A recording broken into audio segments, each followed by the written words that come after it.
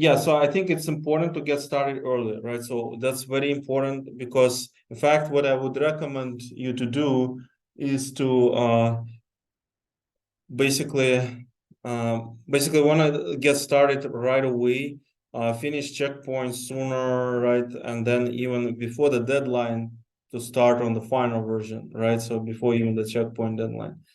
That would be my recommendation. Of course, you can submit it right at the deadline. That's also fine.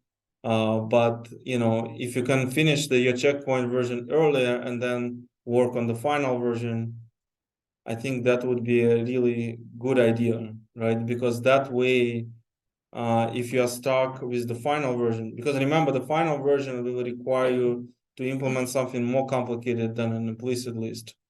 So you will have to implement probably segregated list. You have to implement some additional optimizations.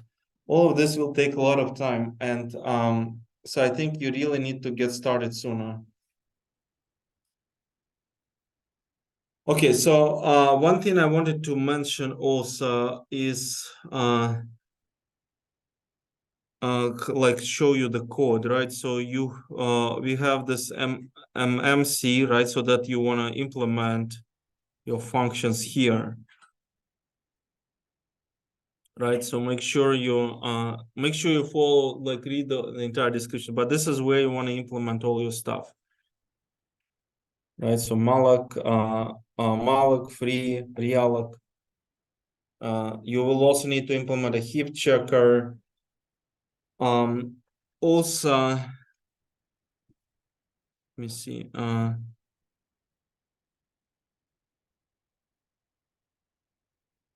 So in memlib.c, you're going to use some functions like meminit, memsbrk. Yeah, so make sure you don't want to modify this file, but sometimes it may be worthwhile to look at this file. So for example, meminit will reserve a very large memory size, so we can check what max heap size is, and max heap size is in config.h. You will find that max heap size is 1 terabyte, right? Doesn't mean that we allocate in 1 terabyte. No, we don't allocate 1 terabyte. What memlib is internally going to do, it's going to map a memory address region of 1 terabyte, like virtual address region. And this is the next topic we're going to talk about, right? But you don't need to understand that in detail for this project, but still. It's 1 terabyte here, but it's not really allocated in physical memory yet. So in physical memory, it will be allocated the moment you're gonna touch that memory, right? So that's going to be so-called lazily allocated by the operating system. And then you use memsbrk, that basically increments the heap size, right? So that just basically increments the heap size, but the region was already allocated here. So that's something to keep in mind. So of course, the benchmark will use the heap size values that memsbrk gonna change, right? So the benchmark results will be directly affected by this. Even though memsbrk, if you look at the implementation, doesn't do anything useful, right? It just increments the upper bound of the how much memory you occupy, right? But fundamentally, it doesn't change anything, but still it will affect the benchmark score. So therefore, you have to use memsbrk, and you have to use the memsbrk properly. So yeah, so that's one thing to mention, right? Again, these files you are not allowed to modify memlib.c or mdriver.c. So this is something that, in other words, when we're going to test your code, the way that we're going to test, we're going to discard all files except mm.c, and I think mm.h probably, at most, right? So certainly not memlib, and certainly not mdriver, and not any other files, right? So the one that the files that belong to the benchmark or to the overall framework, we're going to discard. So please don't change anything because it's completely useless, right? So if you try to trick the benchmark to show higher score, that will not work. Because we will still use our own version of the original version, right, of this files. But you're gonna implement everything in MMC, right? So please keep that in mind. So this is the file that we will take from you, right? And this is the file that we're going to test. So also we're going to test it on a lab machine. You can do it locally, that's fine. It's up to you. But just don't forget to eventually test it on a lab machine. And probably it's a good idea to test it once in a while also, right? So that it still works, that you don't have any surprise later, right? So for example, it may show that you got 100% on your machine and then only like 80% on a lab machine or something like this, right? So you want to make sure that that doesn't happen, right? So because we're eventually going to use the lab machine for grading.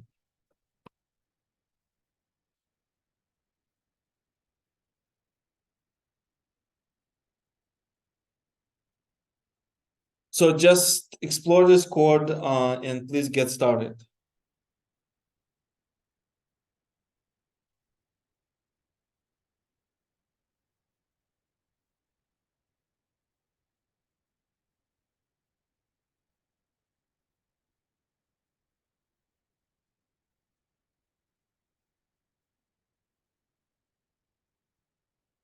Okay. So today we're going to continue talking about dynamic memory allocation. Probably we won't cover CPU virtualization, but we'll see how what the time allows to do that. So just recall that last time we have talked about segregated lists. So this is where we ended our last lecture.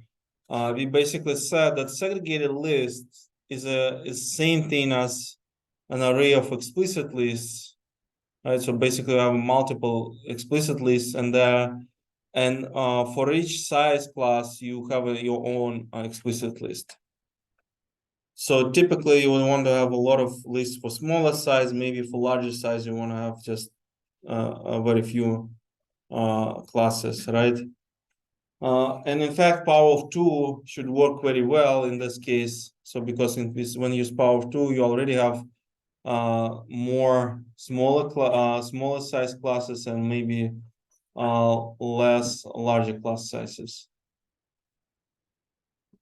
So by the way, so when we have like for 64-bit CPU, how many classes do we have at most if you use power of 2 numbers? So if you use power of 2 buckets, right? So how many buckets at most we're gonna have?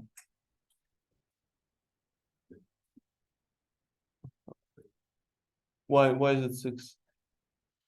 No, not I mean not on this slide. Well, on this slide I don't know how many. On this slide I showed 5, right? But for 64, how many buckets at most you're gonna have for 64 bits? So 2 to the power 64. I mean, in reality, it's much smaller than this, but let's assume the worst case scenario is 2 to the power 64 bytes in your system, right? So if you have power of 2 classes, so how do you determine which class the corresponding size going to fall into? So let's say I'm wanna check. Okay, I have 60. Okay, I have 16, right? So 16 bytes. What class does it belong to?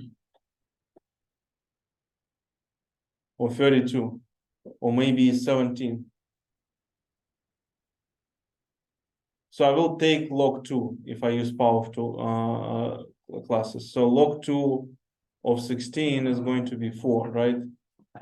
Log2 of 17, again, because it's an integer calculation, it's also going to be 4, right? So I'm going to dismiss the whatever fractional part I'm going to have, right? Log2 of 32 is going to be 5, right? So log2 of 2 to the power 64 is going to be 64, right? So, but you don't have 2 to the power 64. You have 2 to the power 64 minus 1. So your last class is going to be 63, right? So it's going to go from 0 to 63. So in total, you're gonna have 64 classes, right? That's the worst case scenario. In practice, probably gonna have less than this because probably it's not worthwhile to have a class for 2 bytes or for 4 bytes. You at least wanna make sure you have one word there when you keep track of free blocks. Yeah, so just and maybe the upper bound is also too much, right? So maybe, like you see, we have 1 terabyte at most for the memory allocator. So 2 to the power 64 is much bigger than this. So probably you're gonna have significantly less, right? So, but still, the worst case scenario is 64, and that's like just a fixed number, right? So that means I just have to do 64 iterations, right? Like, so that's not a lot, right? So how does it work? Let's actually talk a little bit about it. Okay, before we actually talk, let me explain how we can implement log2.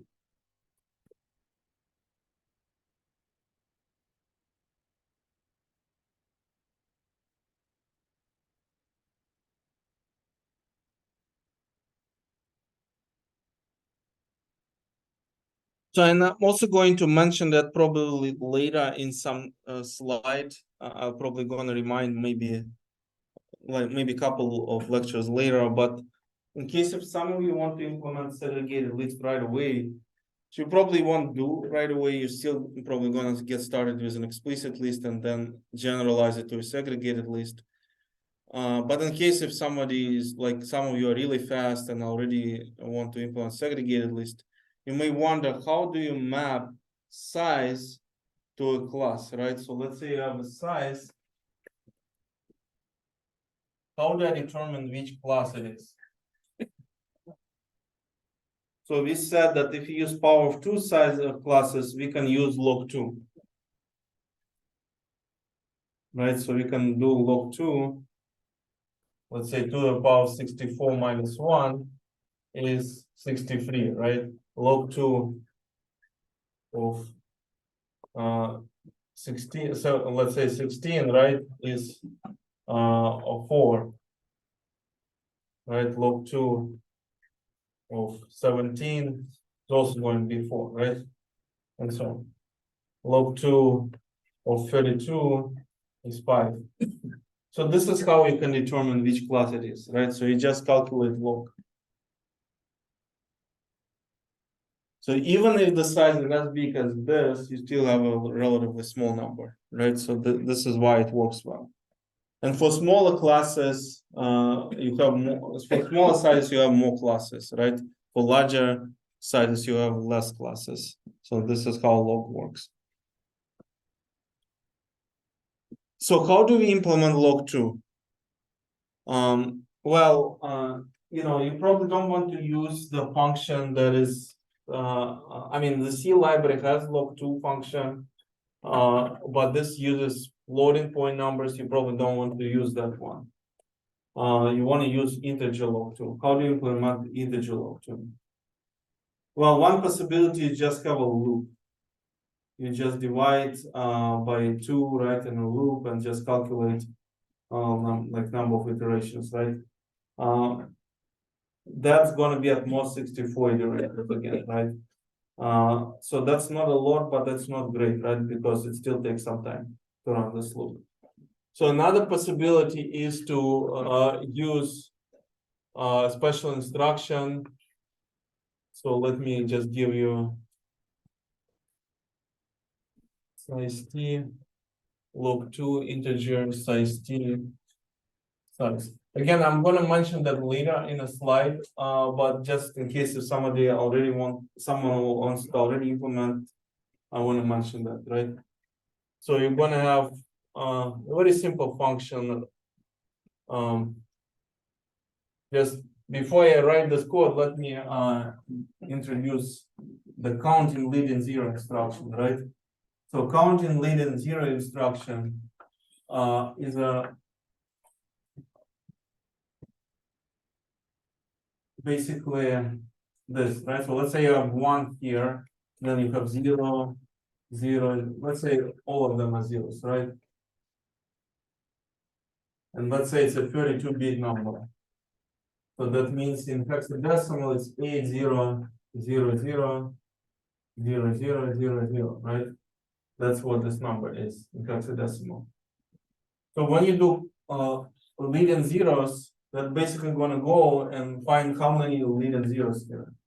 So in this case, it's 0 because there is nothing that precedes 1.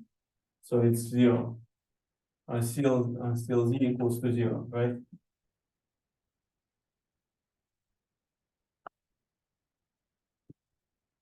So that let's change it a little bit. Let's say we have 0, 1, maybe even 1 here, and then 0. So now count leading 0 will return 1.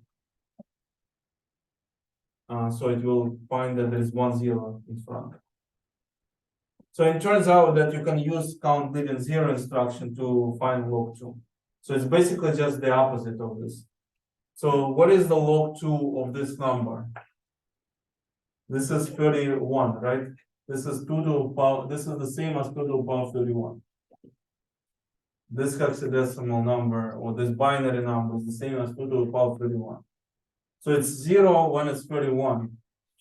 This one is 2 to the power 30 plus something, but this fractional part we will dismiss, right? So we will have 2 to the power 30. That means when we have 1, right? So and you know, and so on, right? So if you have 2, you're going to be 29, and so on. So this was for 32-bit numbers. So in general, you're going to have size t multiplied by 8. So that's going to be 64-bit for 64-bit processor, or 32-bit for 32-bit processor.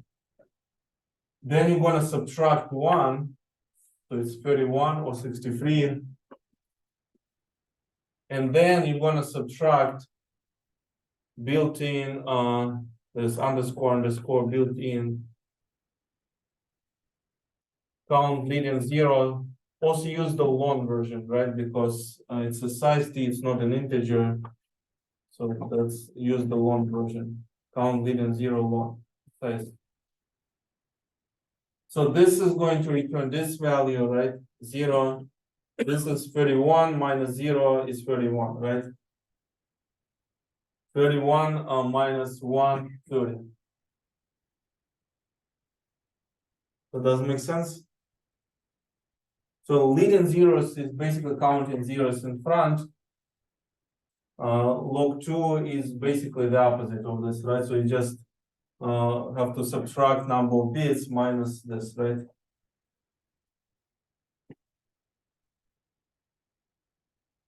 So this is very useful instruction that allows, okay, go ahead. Wouldn't it be size of size not size of size t? Both ways are fine, right? So because you can use the type or you can use the parameter, right? Yeah, so both of them will work. Okay, but doesn't make sense? Doesn't make sense? Yeah, and you said it's multiplied by 8. That's assuming it's a 64-bit processor. Well, the size of size t is going to be 8, right, on the 64-bit processor. This is number of bits, right, in each byte. So that's number of bits in each byte.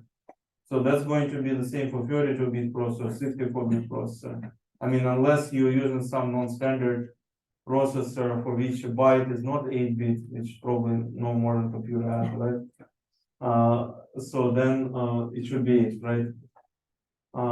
So if you use 8-byte 64-bit processor, it's going to be 8 by 8, 64 minus 1, 63, right? If you use 32-bit processor, size of size t is going to be 4 multiplied by 8, 32 minus 1, 31. And also use count leading zeros for one time. Okay, go ahead. What did you write next to CLZ in that last line? Built-in, there is a built-in function. I will put it in the slide, don't worry about this, but it's just, for now, just to give an idea, right? Underscore built-in underscore account reading zeros, CLZL, right? You just pass the size into that. Yes. So that will generate the corresponding instruction for x86. There is a special instruction. So it's going to be really cheap, right? So it's just like maybe not as cheap as an addition or subtraction, but very close to that, right? So that means, I mean, not every processor has it, and the C standard doesn't have it, but you have these built-in functions in GCC which you can use. Alternatively, you can always use the loop, but the loop will take multiple iterations, right, to converge. So just wanted to mention that. Yeah, so again, I will put it in a separate slide later, but that's in case somebody wants to work on a segregated list right away and you want to have a way to calculate log 2.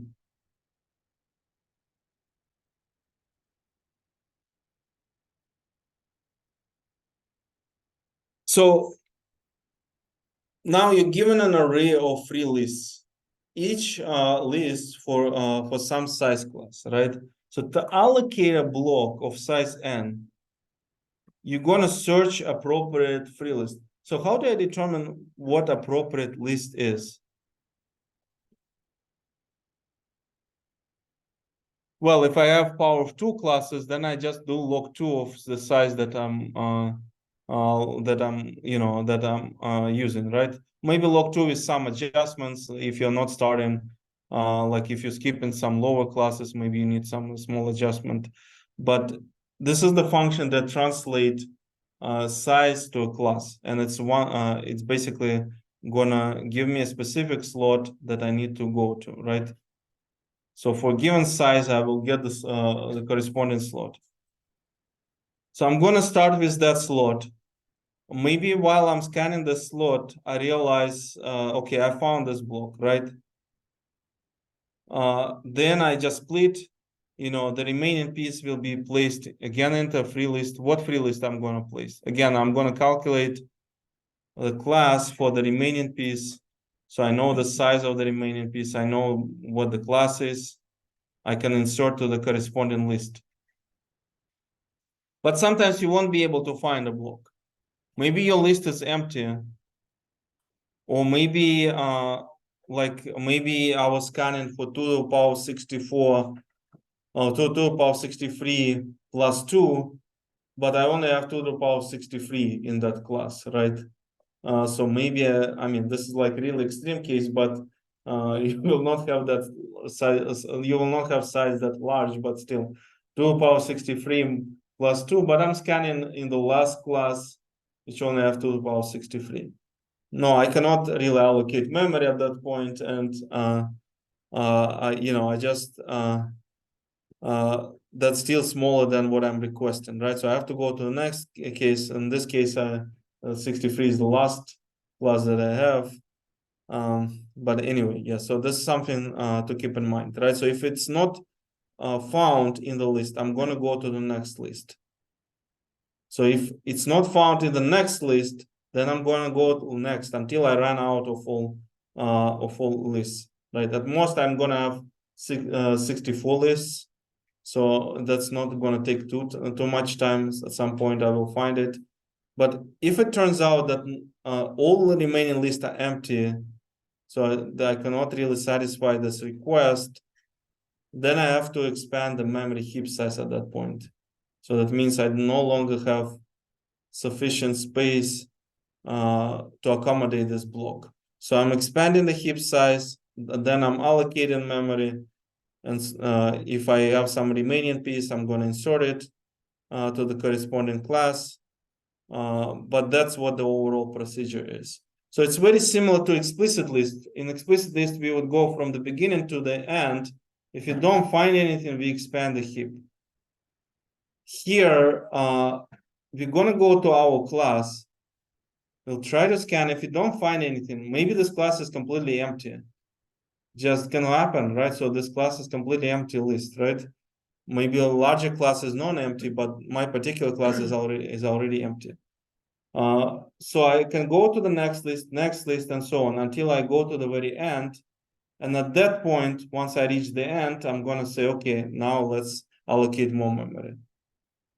So you basically split your explicit list to multiple pieces, right? So and sorted by and you have inserted each sublist. You not a sublist, but you insert a smaller list to each class, right?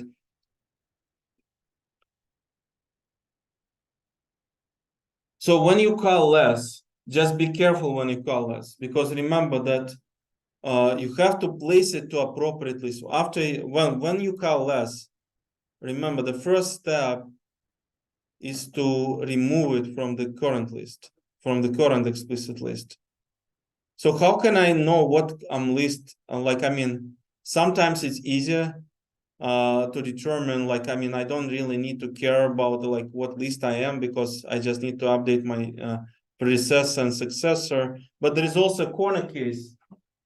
There is also a corner case when I have, let's say I have a segregated list like this, and then I have a double linked list like this.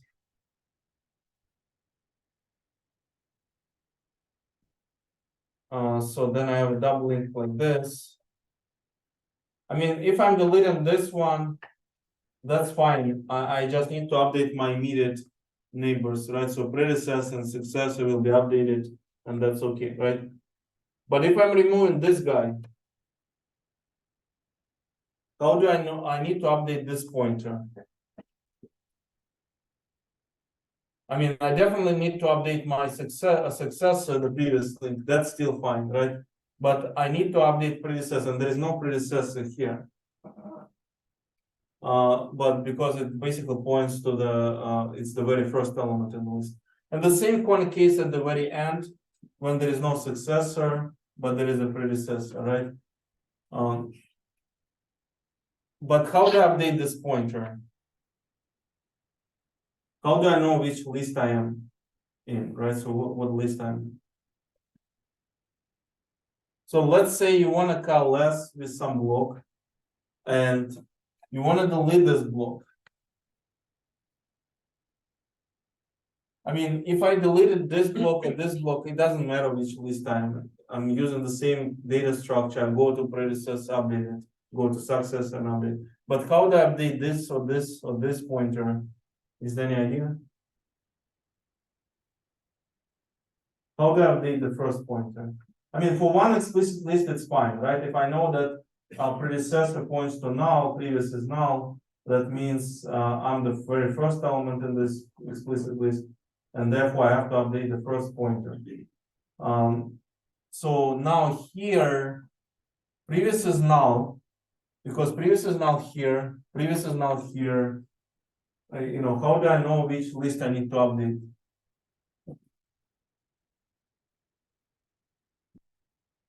Okay, go ahead. Look at the size. Yes, you look at the size, then you look at the class, you just run this function, and then you know which field you need to update in this array.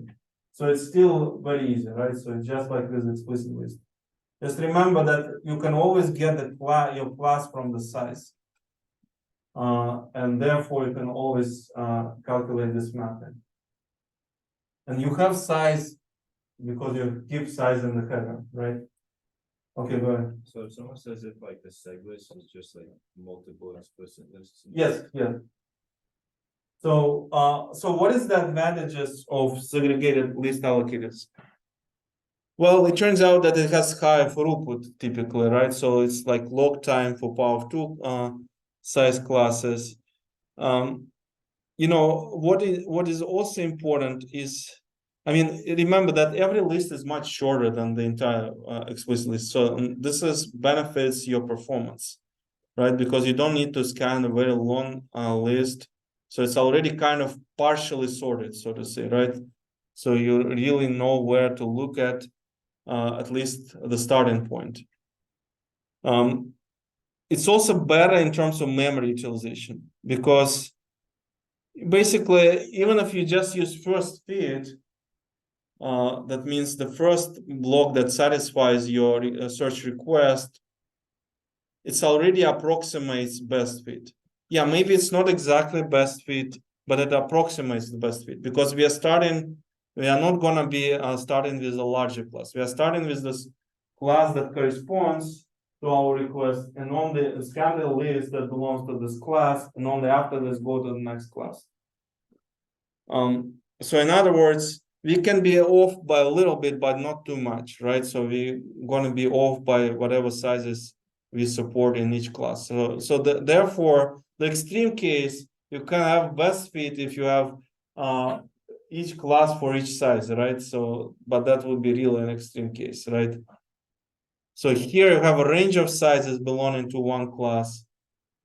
Yeah, you can make like a small mistake, right? So maybe not be optimal in that sense, but it's still good because it's a very good approximation.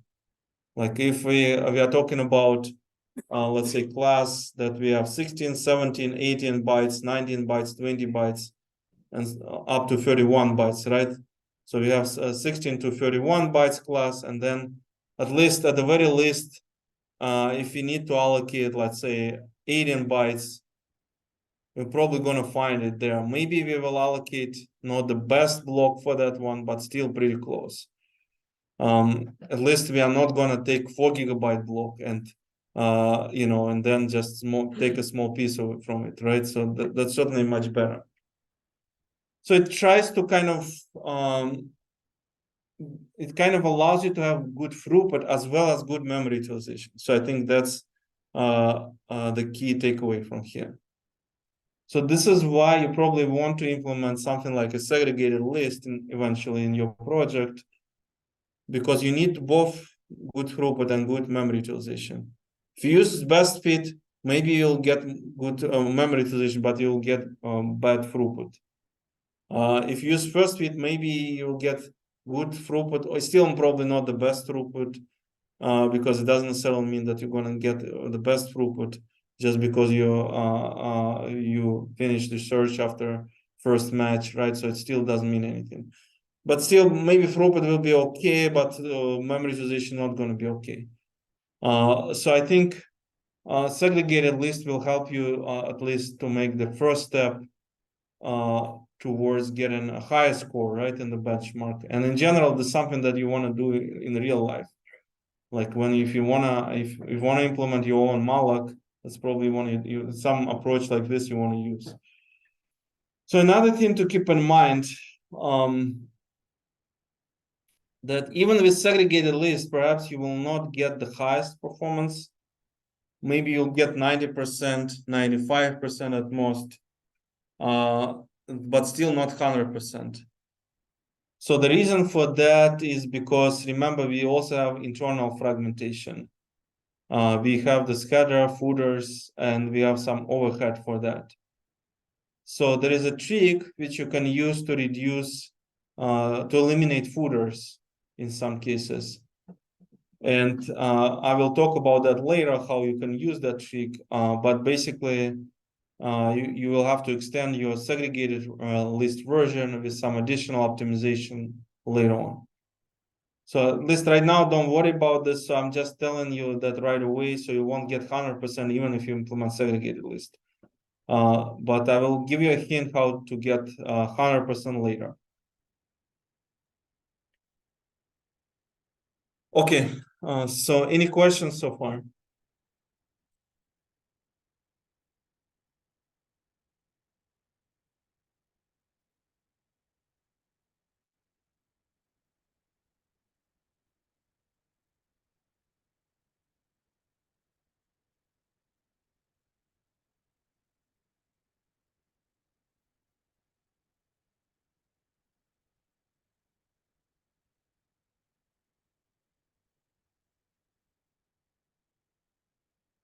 Okay,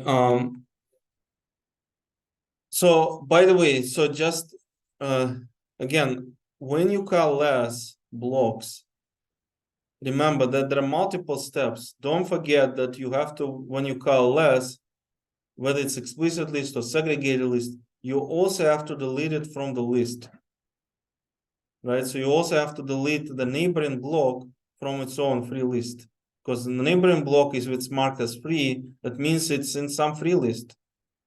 So in case of segregated list, you also have to understand that you have multiple lists, right? So sometimes you need to determine which list it is, which you can do by converting size to a class, right? So you just have calculate log2 of size and get the corresponding class number.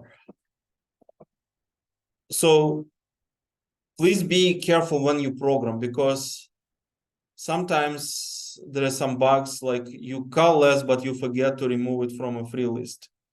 And then you insert a larger block to a free list.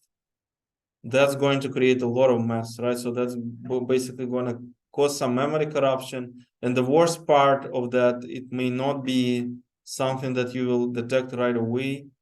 So by the time that your program crashes, there is a lot of damage made to your heap, and it's really hard to understand at which point it happened. So GDB may not even help at that point. So just keep that in mind. So you want to double check, triple check when you program, that when you call less, you remove it from some free list fundamentally, right? So please make sure if you use explicit list or segregated list, that you also remove it from the corresponding list, not just not just merge it with the current block. Also, with segregated list, it's important to understand that for every block, whenever something changes, size changes or something like this, that's going to be a different class, right?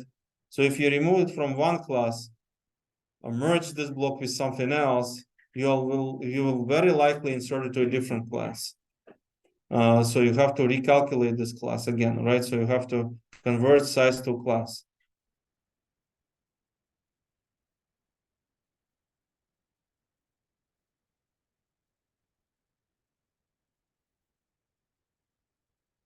So okay, let's talk about some potential bugs that you may have in your program.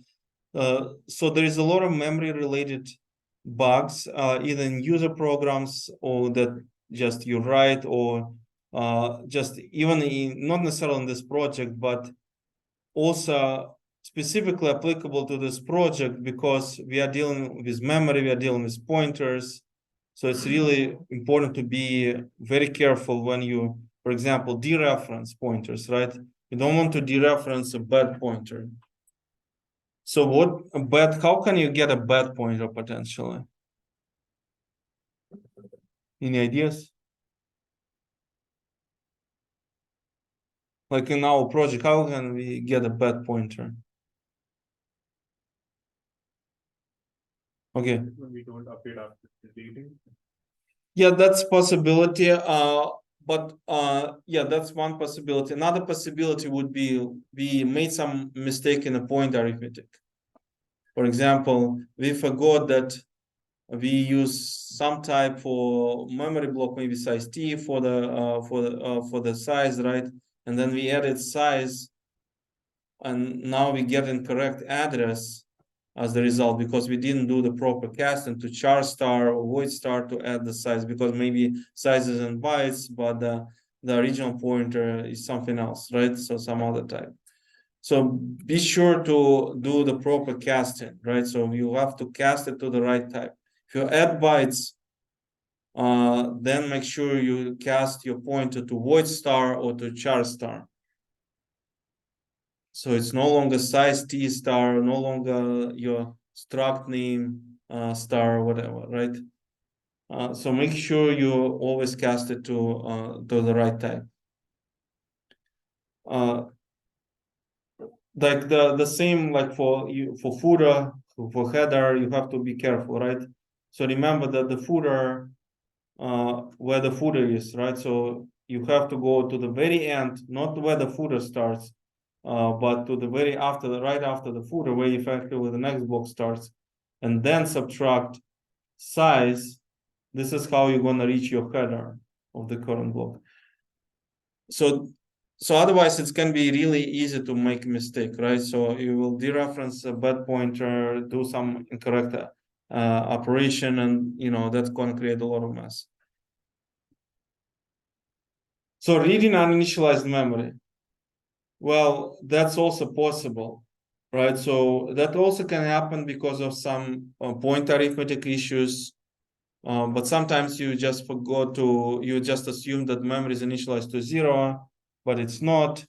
You're doing some, arithmetic operation on top of it, and sometimes it may work, sometimes it will not work, and it's especially bad if it's some sort of intermittent bug, right? So sometimes you'll get lucky, so to say, right? Probably not so lucky, right? Because it passes a test, especially if you try to run a program, it passes a test on your machine, right? And then when we test it on a lab machine, it crashes, right? So that means it's not really being lucky, right? So it's the opposite of this, right? But yeah, so it's I think very important to be sure that you initialize memory.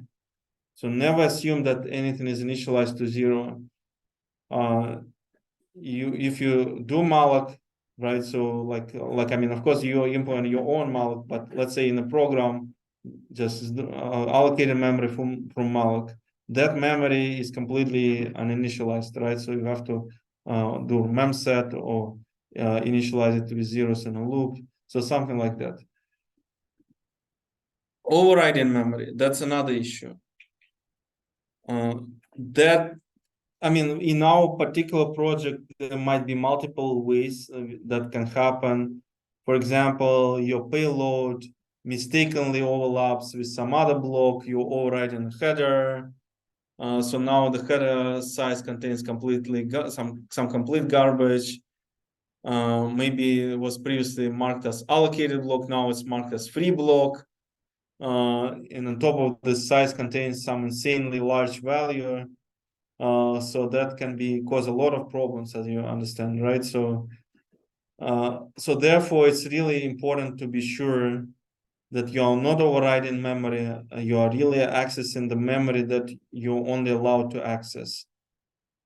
So when you calculate pointers, be sure that you're accessing your own block, not someone else's block. A lot of bugs are related to just just overriding some other memory. And imagine if you override memory, if you mistakenly return some free block as some payload of some to the program, right? The program is going to use that block. So now this block contains something else. So it's now in the free list, but it's not really free. If in case of using explicit list, right? Or maybe that block was previously allocated, but now it contains a different size. All kind of mess will happen, right? And at that point, maybe you will not even, I mean, maybe you won't be able to, I mean, it's really hard to catch this bug because it may actually work for a time being. Maybe for several iterations, it will still work, but then later on, something will crash and crash really badly. And you go to the previous step, but there was nothing bad in the previous step. Everything was fine in the previous step. In the step before that, everything was fine. Turns out maybe like 100 steps before that, there was some memory corruption, which caused all this kind of problems. So therefore, when you write your project, please be sure to check multiple times. So as I said previously, it's better to spend more time on coding than on debugging. So don't rush when you write your code. So also referencing non-existing variables. That's another issue that may happen, probably not such a big deal because at least the compiler will tell you that you are accessing some variable that doesn't exist. Also freeing blocks multiple times. That's probably more applicable to the case when somebody is using a malloc and then trying to call free multiple times. reference in free blocks. So maybe already called free and still trying to access this memory. So now you as malloc malloc programmers know how bad it is, right? So if you're trying to access memory that was already freed, that means you potentially overriding previous next pointers in the payload area that can, cause a lot of like memory corruption, right? And then eventually create a lot of problems. So fail into free blocks. That's another issue that which typically will cause some memory leaks, and at some point you can run out of memory. So one thing to mention, what like the C operators that we like and their precedence, right? So I'm not gonna go into too much detail this table just for your reference, but in general, certain things you can assume like equal sign or non-equal sign, right? So those have maybe not the lowest, but almost the lowest precedence, right? So those will be used as a very last step. So before this, all of the arithmetic operations will be completed, and only after this it will compare these values, right? So this is probably common to assume. On the other hand, if let's say I'm using plus plus, or then plus minus, sometimes people may not even remember that plus has a higher precedence than plus plus. Those are really kind of details that are not necessarily immediately obvious, right? So sometimes it's better to use brackets, right? So if you are not sure what the precedence of this operator is, just put in a bracket to be on the safe side. I mean, certainly multiplication has a higher precedence than addition, right? But still, as I said, plus plus may be not something that is immediately obvious.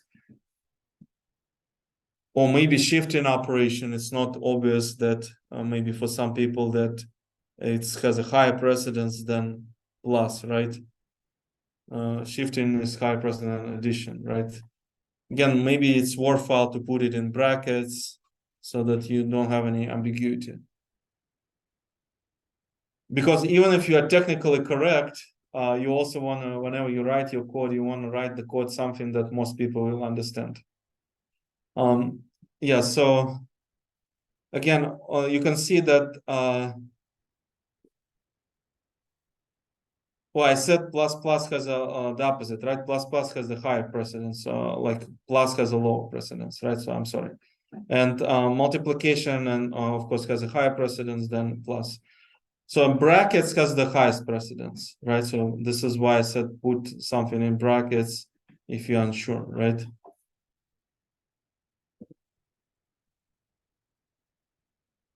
So just take a look at this table, and if you wanna, if you forgot the precedence of these operators.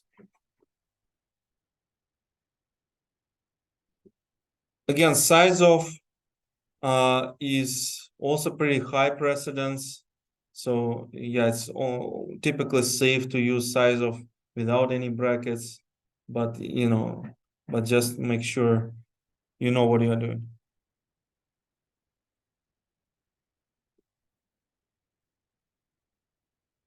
So other things, right? So C pointer declarations. So one thing that you can have like int star p, that's simple, right? It's p is a pointer to an integer. Then we have int star p13, right? So what is this? So now it's p is an array of pointers. P is an array of pointer to int. You have 13 elements, and 13 elements are pointers. The same one is next one, right? So when we put p13 in brackets. Now, if we have int double star p is a pointer to a pointer, to an int. Now, maybe the second, maybe actually you will allocate some array there. That's possible, but at least that's not something that is immediately clear from the declaration. So fundamentally, p is a pointer to a pointer. So now, of course, it's possible that the first pointer will be allocated as an array of pointers, but yeah, but typically It just, I mean, not actually the first one. You're gonna have P. No, that's correct. You will have int star as a type, and you will have an array of pointers. It's also possible to have an array, but it's more general. It's a pointer to a pointer. Also, you have the other one, P in brackets. So that's a different one. That's a different from the previous example. So P is a pointer to an array. So P is not an array of pointers, but P is a pointer to an array of integers. So that's different. So it's a P star in brackets and then R13, right? So that's a pointer to an array. Also, other maybe examples like this, right? So f is a function that returns a pointer to an integer. That's int star f, and then it returns a pointer, right? Compare that to another one, right? Int star f in brackets, and then brackets again, right? So that's f is a pointer to a function. So now we want to have a function pointer. Not the function that returns a pointer, but a function pointer. So and that function returns an integer. So see how similar it is, but it's how different it is at the same time, right? So the first case is a function that returns a pointer. The second case, you refer, like you want to declare, let's say, a pointer, or maybe you want to declare some type. It's up to you, right? It's a pointer to a function that returns an integer. So in two other cases, I'm not going to this. You can look at this. But if you have to do something like this, it's better to have type defs, right? So it's better to define a type, because otherwise, if I read this code, this is super confusing, right? Even though we can explain what it is right now, it's still going to be very confusing to see that in your code. Yeah, I mean, previous examples are fine. There is nothing special about them, but these ones are already just declare separate types.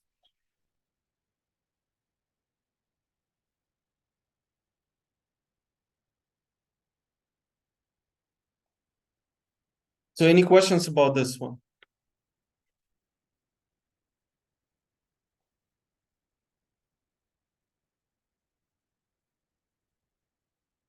Okay, let's take a look at some bugs, dereferencing bad pointers. So we mentioned some potential case when we have in our projects, but sometimes there is even more straightforward examples, right? So we may still dereference some pointer which is not valid, but maybe still points to some valid memory, which is unfortunate because we're going to overwrite some valid memory with wrong value, right?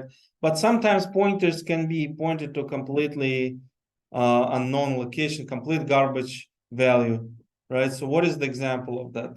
Well, let's say we have a scanf bug, right? So when we have value and we want to read this value. So where is the bug here? Okay, go ahead. Yes, so we have to pass a pointer to value, not value, right?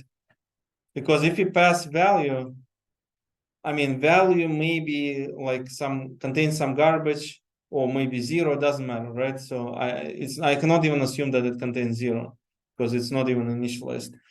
So I'm passing that value, and then scanf will treat it as a pointer. Let's say it was zero. Then it will try to dereference the null pointer. Or maybe it's not zero, it's some other value. Maybe it even matches some value, right? Maybe some valid pointer, just like we made an example with our project. We may still reference some potentially valid memory. That's even worse. In the first case, the program will crash right away. In the second case, the program will not crash, but will do something wrong. So it's again something that can even cause some intermittent bugs. So scanf assumes that you have to have an address, right? So that means you have to have a pointer to a value. So why is that? So by the way, GCC may be able to catch it nowadays. I'm not sure. I haven't checked that. They are trying to put a lot of warnings. I mean, definitely will not. It will definitely not treat it as an error. It may print as some sort of warning in this place, but I'm not 100% sure. I mean, technically, the C compiler is not obligated to print even any warning at this point. So the reason why is because scanf is a variable, is a function is variable number of parameters, and it's unclear what parameter types are after the very first parameter. So the first parameter is known that it has to be a string, but everything else is unknown. So maybe nowadays GCC knows that scanf has to expect some, addresses, pointers, right? So, but if it's not scanf, but some similar function, just named differently, but fundamentally is doing something similar to scanf, GCC will not be able to find any bug at this point. So you can easily write buggy code here. So because it's a classics kind of bug, I wouldn't be surprised if nowadays they catch it. But again, it's gonna work for just one specific case, not in general. So in general, GCC will not be able to find this bug. So also reading initialized memory. So you allocate memory from malloc. You allocate malloc n size of int. Everything looks fine. Then go to a loop, and then you add something to every element in this array. So what is the problem here?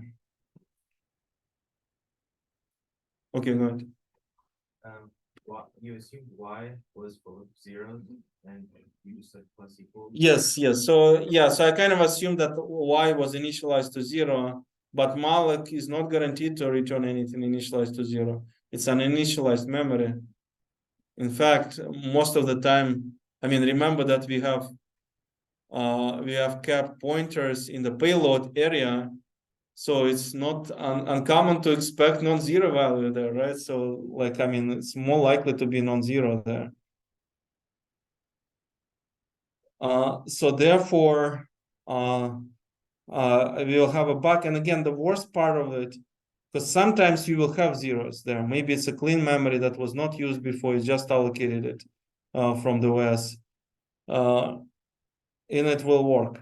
But sometimes it will contain some other value. So sometimes it will pass your tests and sometimes it will fail.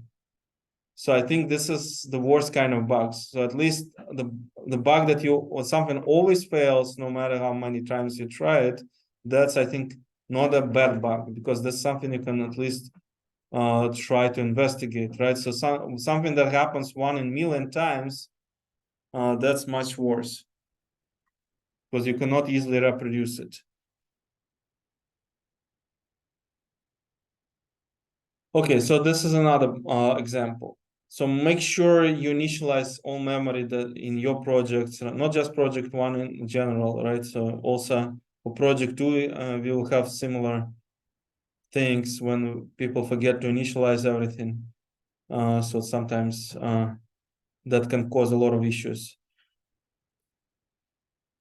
Override memory. So you allocate possibly wrong-sized object, right? So what is the problem here? So we have int star p. We want to allocate, well, I guess we want to fundamentally allocate an array of arrays m to n size. So you can treat it as some sort of matrix, even though it's not a matrix, right? But it's an array of arrays. I mean, matrix always has the same like number of elements in each row and in each in each column, right? So for here you can have variable size, right? Or rows. Yeah. So, but I mean, we are still allocating m to n. So what is the problem here?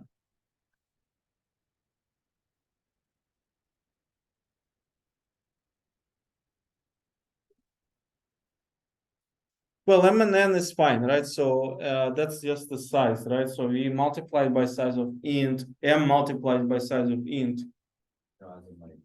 Initially, you're saying it takes each, like the whole array takes an object size n. But then later in the loop, it's. Oh, sorry. Okay, go ahead. So in the first line, in the second line, it's by size of n. Yes, so it should be int star, right? Yeah. So that should be int star here. So this is especially true. Again, this is something that can happen intermittently on a 32-bit processor. I mean, the worst part of this, on a 32-bit processor, there won't be any issue. But on 64-bit processor, there will be an issue because size of int is 4 bytes and size of int star is 8 bytes. So there's something that, you know, sometimes you recompile a program that was working on 32-bit processor fine and try to compile it on 64-bit processor, no longer working fine or works with some bugs. That's exactly what kind of bugs you can have. People have size of int, assume that size of int is the same as size of pointer, and that can create a lot of issues. So yeah, so why is it size of int star? Because it's int star star, right? So that means the first one is an array of pointers. The first high level array is an array of pointers. The second level array is an array of integers, right? So but the high level, the first level array is an array of pointers.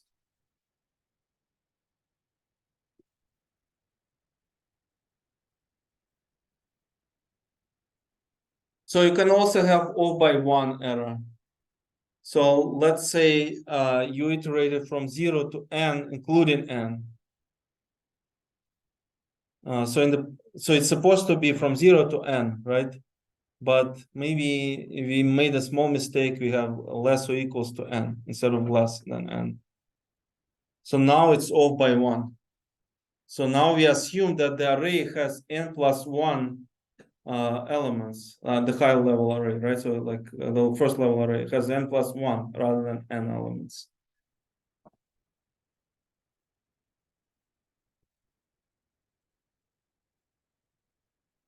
So again, this is something O by 1. There's a lot of errors like this. Make sure you or check carefully. Yeah, always check these corner cases. Make some, like, I mean, the way that I do make some corner case examples, right, for you, and check whether the condition is still true. So if if that helps, you can replace n with specific number, like with 32, right, and say, okay, I allocated 32 elements, therefore I'm going to go from 0 to 31, right? But I shouldn't go to 32 because that's going to be 33 elements, not 32 elements anymore.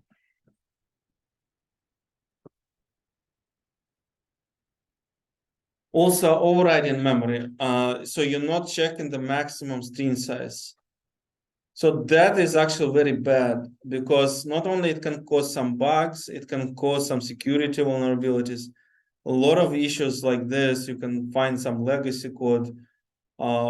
People will just not check the size. They will use getS. I think getS nowadays is even deprecated because under no circumstances it can be saved. I think they have deprecated this function in C. But you see, even the C standard introduced some function which was bad by design, which under no circumstances can be made safe, right? You know, this is how bad it is, right? So even in the standard, they have a bad function. So you have an array of 8 elements, char S8, and then you do get S in this array. So what is the problem here? Well, the problem is that you may enter more elements, right? You may enter like 9 characters, 10 characters, and that's not even counting the null terminator at the end of the string. So definitely we can overflow this buffer, override the stack, and this is actually used for some security attacks, right? So some attackers will override stack, will replace the return address, and make your program do something that it was not intended to do initially. So again, don't do it yourself, right? So only as a homework, like if it's some homework exercise. But yeah, so there is a lot of attacks based on the buffer overflow. And this is important also because you don't want to write some code like this, right? So you always want to check how many bytes you read. You always want to limit that number. You never trust what the user is trying to enter, right? User entering login or password and deliberately is doing buffer overflow, right? And then all of a sudden you bypass this check, right? So I'm just making this example, right? If it's some attacker, right? So they can really do that if your program is buggy. Okay, so also misunderstanding pointer arithmetic. So you have int star p, but then you do p plus equals size of int. So remember that when you add 1 to p, that's already adding size of int, right? So that would be more appropriate for void star p or for char star p, but not int star p. So either have to cast p to void star char star and then add size of int, or use p plus plus. So again, a lot of issues like this may happen in the project. Okay, go ahead. So you're saying if P was a void star, then you would have to specify the exact size that you want to add? Well, if void star is basically adding bytes, just like char star, right? So, I mean, void star is non-standard, I should say, but in C at least it's supported, and it will just add bytes, just similar to char star. But in this case, it's going to add 4-byte units, not bytes, because it's int star. Yeah, so sometimes you can also, what time is it? Let me so sometimes you can reference a pointer instead of an object. So we looked at case where we when we had the pointer, we treated some value as a pointer. The opposite is also true, especially if you do a lot of casting. Yeah, I'm not going to go into detail right now because we are running out of time right now. So let me also look at another example. So when you have ampersand value, right? So you return the local variable, right? And it disappears when the function returns, right? So remember that whatever is on stack, it will always going to be lost once the function returns. So it's not safe to use that pointer. So what else? Well, you sometimes can free blocks multiple times. You do malloc, do free x, then doing another malloc. Maybe you wanted to do free y, but you mistakenly did free x. You freed the same block twice. Also, maybe you referenced free blocks. You had malloc, free x, right? And then after this, you were still accessing this block. Remember, that's a problem because we might already use that area as a payload, not to mention that this block can be already allocated to someone else. So also you can have memory leaks when you fail to free blocks. So if you do malloc like this and don't do free, it's gonna run out of memory sooner or later. Or you also have you're just free a part of the data structure. Let's say you're free the very first element of your list, but the remaining list is not freed, right? So you basically lost the entire list. You leaked this memory, right? But you only deleted the very first element instead of the entire list.